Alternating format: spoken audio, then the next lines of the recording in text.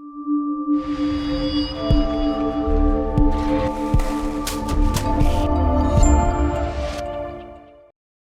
Good afternoon and welcome to the Middle East Forum's weekly podcast series. My name is Anaf Kalam and I will be moderating today's discussion. We are pleased to be joined today by Professor Michael Mandelbaum, who is the author of a number of books, including his most recent titled The Titans of the 20th Century: How They Made History and the History They Made. Among them, which will be the topic of today's discussion, is David Ben-Gurion. Now, Professor Mandelbaum will speak for 15 minutes, followed by 15 minutes of Q&A from the audience. If you'd like to ask a question, you can do so by using the Q&A box located at the bottom of your screen to type your questions. And with that, I will turn the discussion over to Professor Michael Mandelbaum. Thank you for that nice introduction, and thank you all for joining the webcast. My subject today is my new book, The Titans of the 20th Century: How They Made History and the History They Made. And I'll say something about the book in general, and then something about one of the Titans, David Ben-Gurion. The book consists of essays about 8 formidable political leaders of the first half of the 20th century. They are, in order, Woodrow Wilson, the 28th American president; Vladimir Lenin, the founder of the Soviet Union; Adolf Hitler, the chancellor of Nazi Germany between 1933 and 1945; Winston Churchill, the wartime prime minister of Great Britain between 1940 and 1945; Franklin Delano Roosevelt, the 32nd president of the United States; Mohandas Gandhi, the leader of the Indian independence movement; David Ben-Gurion, about whom I'll have more to say in a moment; and finally, Mao Zedong, the leader of China's communists and of communist China. You'll note that all of these leaders are men. The reason for that is that in the period that I cover, all of the major political figures were male. The careers of Golda Meir, Indira Gandhi, and Margaret Thatcher came in the second half of the 20th century. I wrote the book for 2 reasons. First, to remind or inform people of just who these men were and what they did. In their own day, they were world famous and dominated the world's headlines, but that day has passed. The oldest of them, Woodrow Wilson, died 100 years ago. The youngest, Mao Zedong, passed away almost 50, and memories fade. The second reason for writing this book is to address a question that in the study of the past is, on the one hand, all but unavoidable, but on the other hand, impossible to answer definitively. That question is, what is the impact of individuals on history? These individuals made enormous impacts on history, and in each chapter, I give what is bound to be a personal and subjective answer to the question, what did he do that would not have happened had he not been in the position he held at the time that he held it? The chapters have 5 sections. First, the life, a biography of the individual. Second, the times, the major political and economic forces that shaped his career. The third section is about leadership and has 2 parts. The first concerns his political ideas, and all of these men had political ideas that they were devoted to putting into practice. And the second part of this third section involves what the man did in order to get people to follow him in attempting, sometimes with alarming success, to put these ideas into practice. Fourth comes the personal imprint, in which I address squarely the question of what difference the individual made. And fifth, and finally, there is a section on the legacy.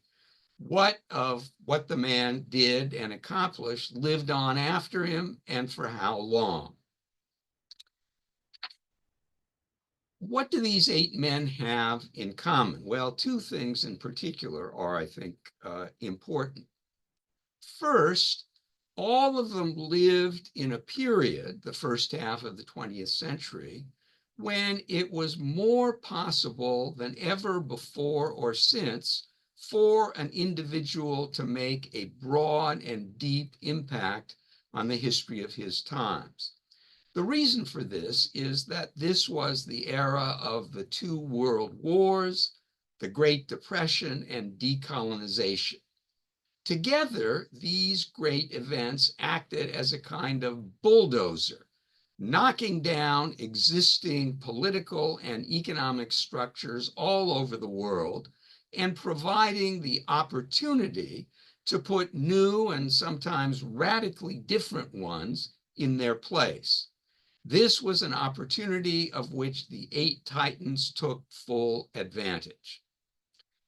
Second, all of these men were men of ideas. Ideas were deeply important to all of them.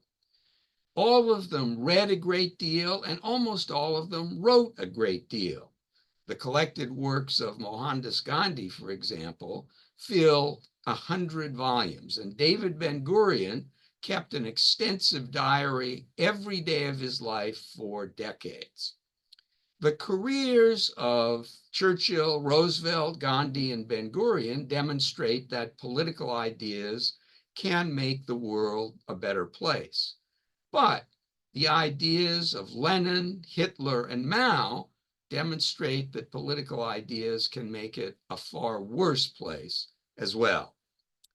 Well, now for David Ben-Gurion. He was the founding father of his country being the state of Israel, the Jewish state, the state of the Jews. He was the leader of the Jewish community in Mandatory Palestine, the ancestral homeland of the Jews, between the 2 world wars.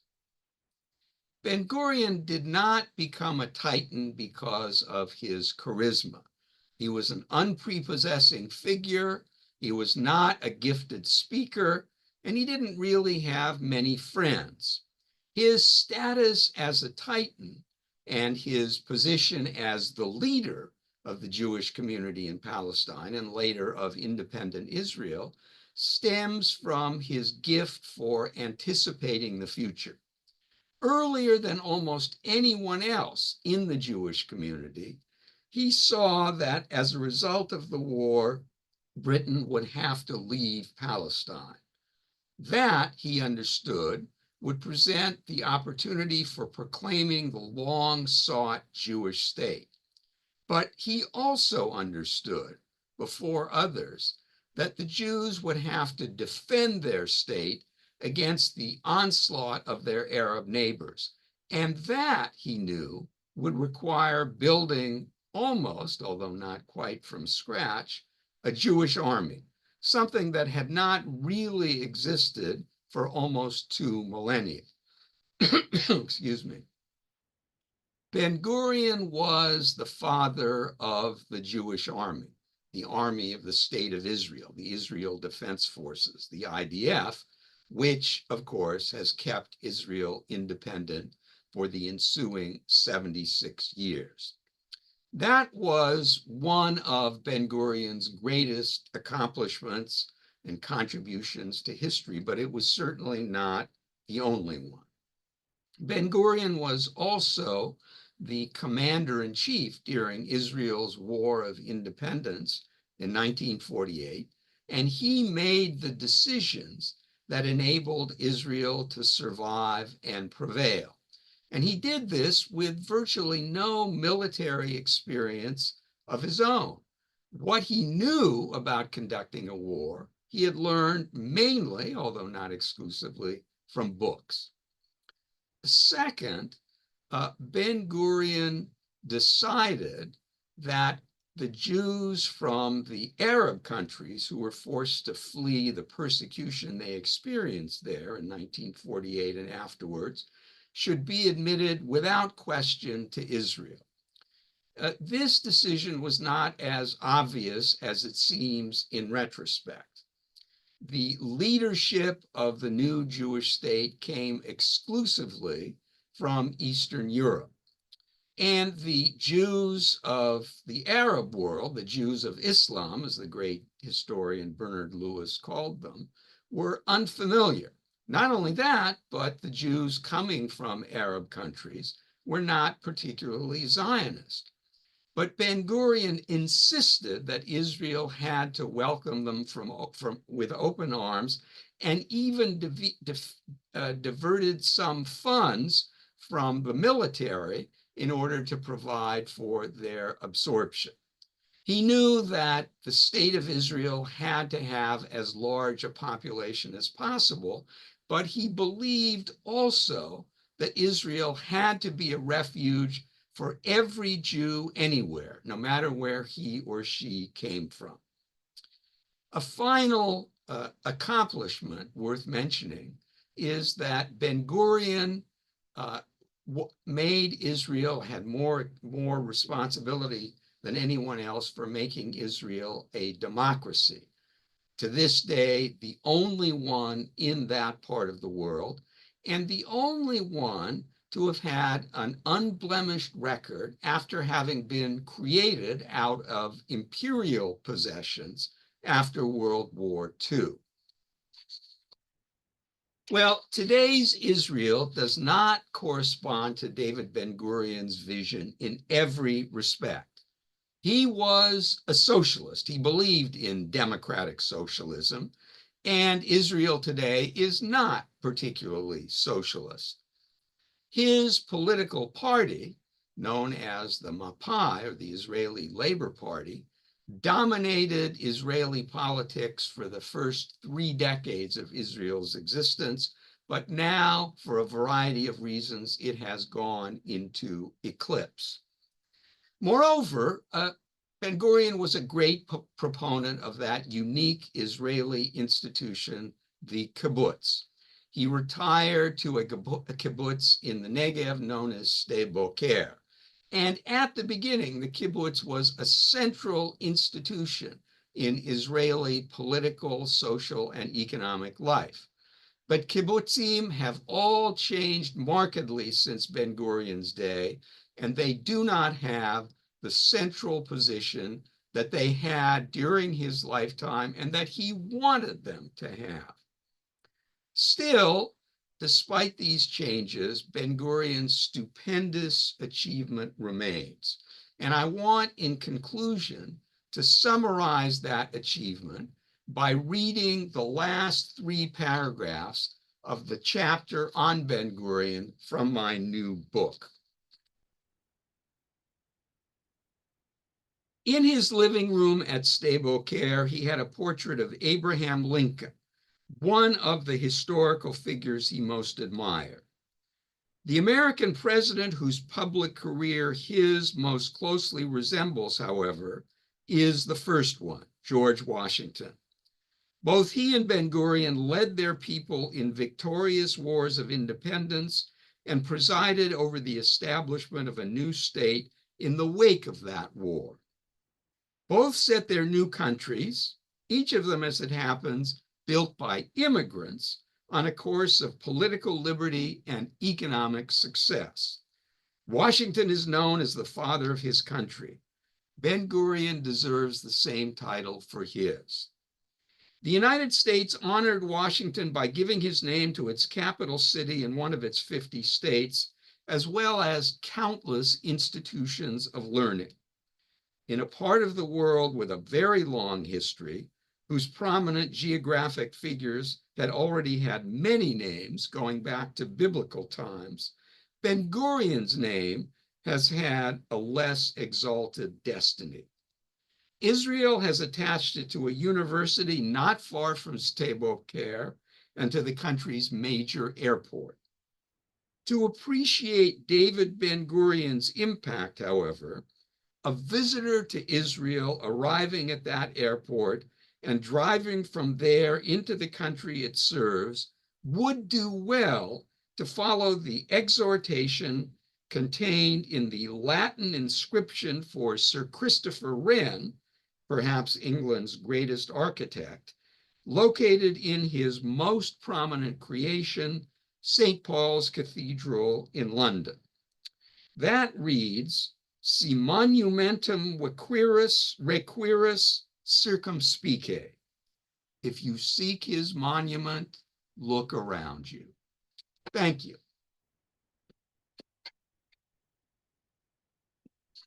All right. Well, thank you very much for that presentation. Now, I'm going to start with a question from Middle East Forum's president, Daniel Pipes. He says, thank you so much, Michael, for the very clear and interesting review. His question is, how critical was Ben-Gurion to the emergence of Israel, and where would it be now without him? Well, thanks, Daniel, for that question. I should say that the chapter on Vladimir Lenin draws heavily on the epic and definitive biography of the Russian Revolution in 2 volumes, the best account ever written by Richard Pipes, Daniel's late father. How important was Ben-Gurion? Well, he was certainly the most important person in creating the state of Israel.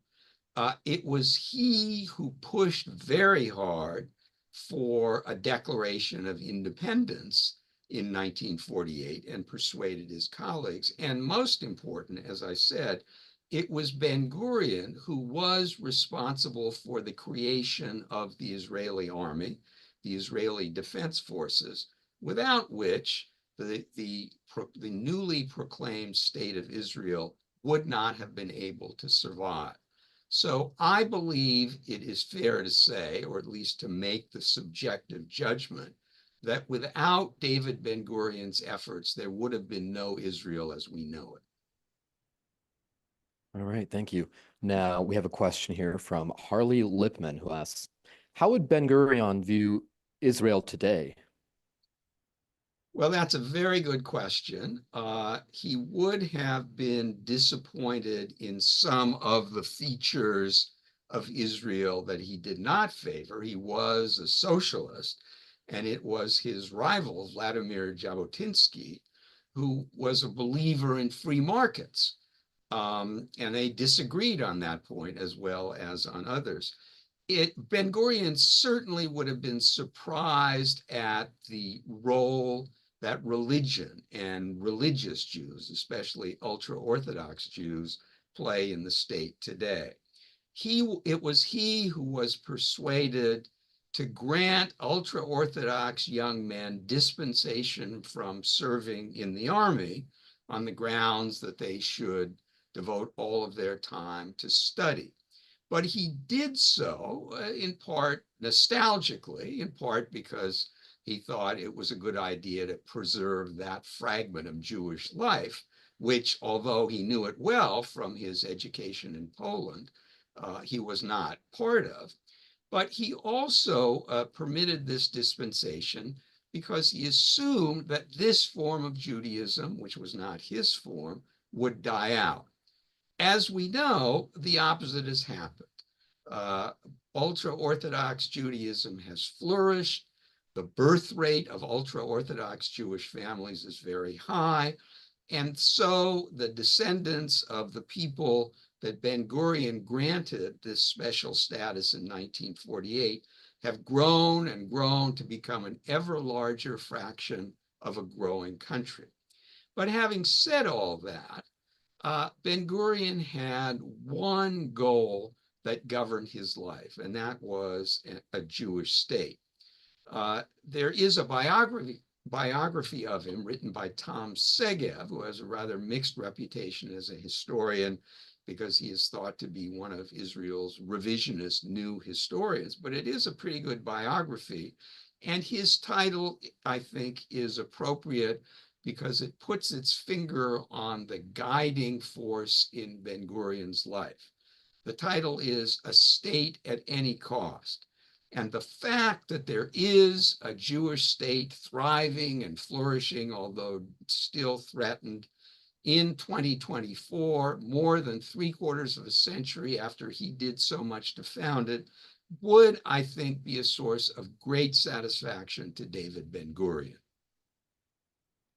All right, thank you. Now we have a question from, excuse me if I mispronounce this, Andrew Lacow, who asks, Jabotinsky seems to believe that the war with the Arab states and Palestinians was inevitable. To what extent did Ben-Gurion believe that a peaceful coexistence with the neighboring Arab states and with the Palestinians was at all possible?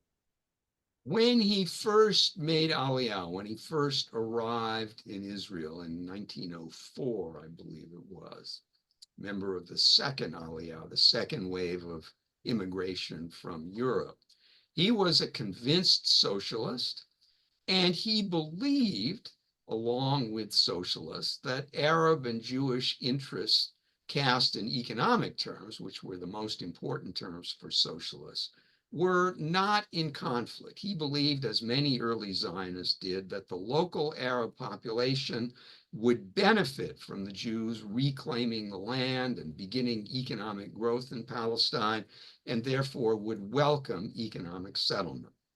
Well, in the 1920s, it became clear that that was not true. And in that period, Ben-Gurion met with a number of Palestinian Arab leaders with whom he was friendly. And they made it clear to him that they would never accept a Jewish state, whatever economic benefits it might bring. So by the 1930s, Ben-Gurion agreed with Jabotinsky, although he never publicly endorsed Jabotinsky's concept of the so-called iron wall that the Jews had to build in order to gain acceptance from the surrounding Arabs. But he certainly did what he could to build that iron wall, both as the leader of the Yishuv and as prime minister. All right, thank you. Carrie Hillebrand would like to ask, could you comment on Ben-Gurion's insistence on neutralizing and even ostracizing real and potential opponents, from Jabotinsky to Weizmann to Begin? Well, Ben-Gurion was a combative person. He was not a forgiving person. And Israeli politics have taken on the tenor of his personality, or perhaps it's more accurate to say that his personality took on the tenor of Zionist politics. He did some things that we would regard as regrettable. For example, Chaim Weizmann, who was the leader of the Zionist movement in London between the wars, who had a great deal to do with securing the Balfour Declaration, and who at the time of the proclamation of independence was not in mandatory Palestine because he was trying to win support for the new state in England and the United States. So he did not sign the Declaration of Independence. He later expressed a wish for his name to be added to it, and Ben-Gurion refused. He had a kind of rivalrous relationship with Weizmann for a number of reasons. Similarly, Jabotinsky died in 1940 and was buried in New York, where he had been speaking. His followers wanted to bring his remains back and bury them on Har Herzl, on Mount Herzl. Ben-Gurion refused. When he left office, his successor, Levi Eshkol, also a member of the Mapai party, granted that permission. So he was a prickly person. He did reconcile with some of his political opponents, especially Menachem Begin. But there is the record of his being what some would regard as unduly unkind to his political opposition, who were, after all, also devoted Zionists, although their vision of Zionism and how to get there was not the same as his.